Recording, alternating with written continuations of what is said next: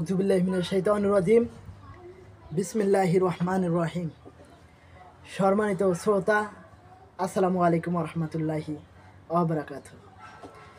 আপনারা দেখছেন রুকায়া তাবিজা চিকিৎসা সেন্টার চ্যানেলের পক্ষ থেকে প্রকাশিত একটি ভিডিও, খুবই গুরুত্বপূর্ণ ভিডিও। এটা হলো পলাতক ব্যক্তিকে হাজির করার তদবির।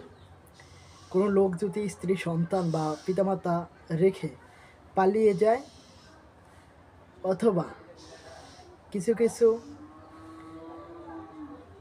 সন্তান পড়াশোনার ভয়ে বাড়ি থেকে পালাইয়া যায় বা বিভিন্ন কারণে পালাইয়া যায়, তো এই সমস্ত পলাতক ব্যক্তিকে হাজির করার জন্য, বাড়িতে পুনরায় নিয়ে আসার জন্য এই তদবির ব্যবহার করতে হবে। এই তদবির মেশক ও জাফরান দিয়ে লিখবেন, সাথে গোলাপ জল দিবেন। লিখে যে যে ব্যক্তি পলাতক ওই ব্যক্তির ঘরে দাফন করবে।